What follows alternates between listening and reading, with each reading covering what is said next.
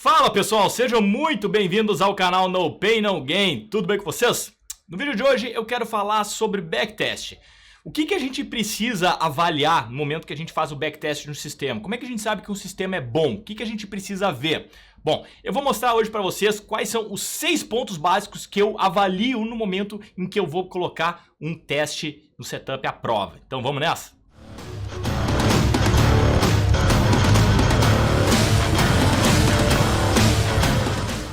Bom, fazer backtest, o que é? Backtest é a gente olhar para o passado, analisar como o sistema teria performado, colocando pontos de entrada, saída, stop, alvo, tudo mais, tá? Operação por operação. A gente pode fazer isso de várias maneiras, existem sistemas para fazer isso, existem softwares que fazem isso, existem o Wealth Labs, existe o MetaTrader e existe a mão, a munheca, que sinceramente é a melhor de todas, porque dá confiança no backtest.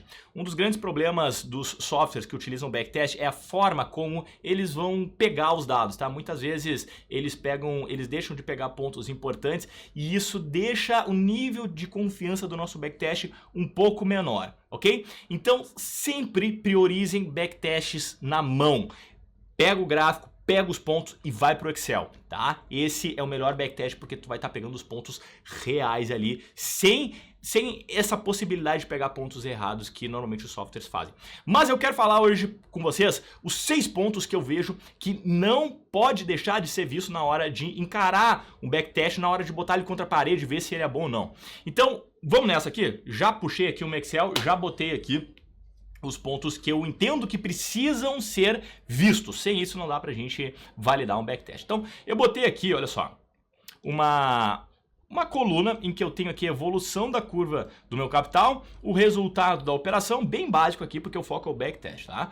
E o resultado bruto, resultado percentual e o bruto, e assim então eu vou somando a minha curva de capital, o que eu entrei antes, mais o meu resultado, ok? No final das contas, um sistema aleatório de 10 mil acabou com 78 mil reais, beleza? Então o primeiro ponto, obviamente que eu tenho que ver dentro de um modelo, é se ele dá dinheiro ou não, né? Então, primeiro ponto é rentabilidade. Capital inicial, capital final. Essa diferença, então, vai me dizer a rentabilidade, tá? Aqui no caso, eu terminei com 78 mil e comecei com 10, logo a minha rentabilidade foi de 68 mil, o que equivale a um ganho de 683,80%, ok?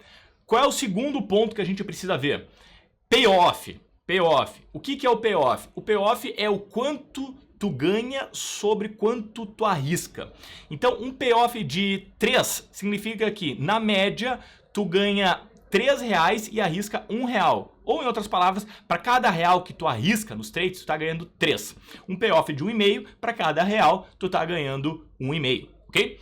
Então, para te fazer o payoff, que é a média dos ganhos sobre a média das perdas, tu vai ter que fazer essa continha e tu vai ter um payoff lá de 1,36, tá? Payoffs bons mesmo, são aqueles acima de 2. É claro que no mercado tem aquela questão, né? Ou payoff ou taxa de acerto. O mercado é um cobertor curto. Se tu quer um, provavelmente tu vai abrir mão de outro. Então payoffs grandes fazem a gente ter taxas de acerto menores, ok? O que é a taxa de acerto? É o quanto de trade tu acertou sobre a quantidade total de trades. Então aqui eu tive 100 trades, 63 dos trades eu acertei. Então esse é o terceiro ponto, taxa de acerto. Payoff e taxa de acerto andam juntos, tá? Não tem como tu analisar um sem o outro, que nem feijão com arroz. Depois, o número de sinais é o nosso quarto ponto. Cara, para uma base ser estatisticamente confiável, tu vai ter que ter um número de dados mínimos para que tu possa gerar uma confiança em cima, para que aqueles dados possam gerar uma confiança pra gente. Imagina o seguinte, tu tá testando um sistema, tu pegou um backtest dos últimos 10 anos e teve 5 sinais. 100% de acerto, acertou todos os 3, mas foram 5 sinais. Dá pra gente confiar num sistema que teve somente 5 sinais em 10 anos? Não, né? Não, pode ter sido extremamente aleatório aquilo.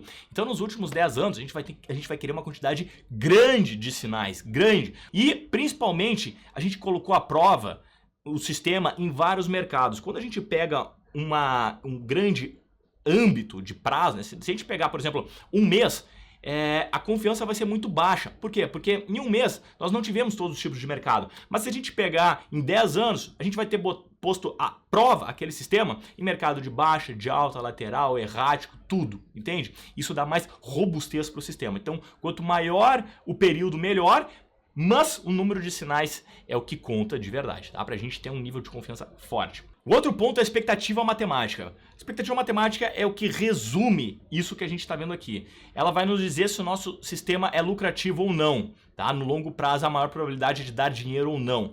A conta que está por trás dela é bem simples, cara. É a média de ganho vezes a taxa de acerto menos a média de perdas vezes a taxa de erro. Ou seja, o quanto eu estou ganhando e quantas vezes eu estou ganhando menos o quanto eu estou perdendo vezes quantas vezes eu estou perdendo, tá?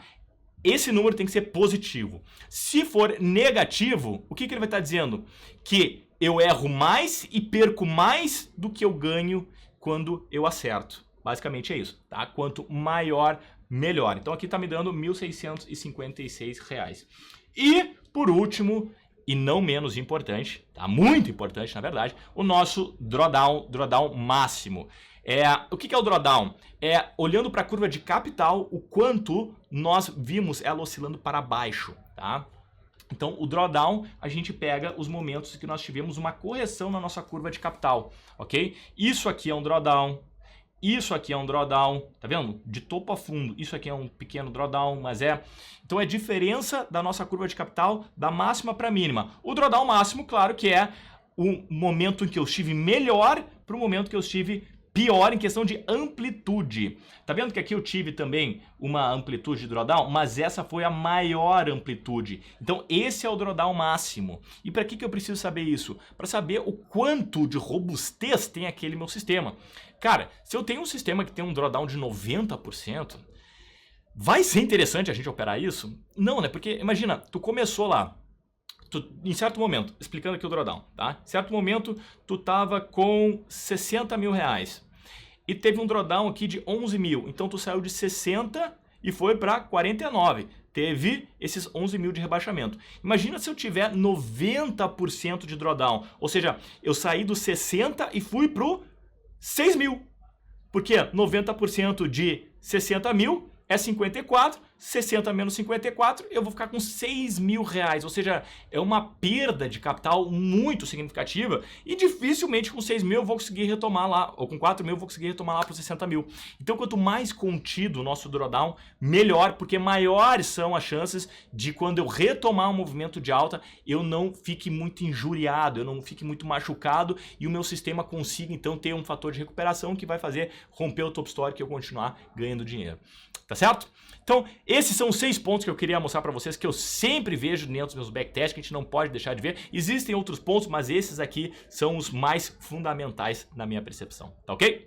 Eu espero que vocês tenham gostado. Se sim, deixa o joinha aqui, compartilha esse vídeo com o maior número de pessoas, para que todo mundo consiga entender o que precisa ser visto dentro de um backtest. Eu fico por aqui, até mais, tchau, tchau!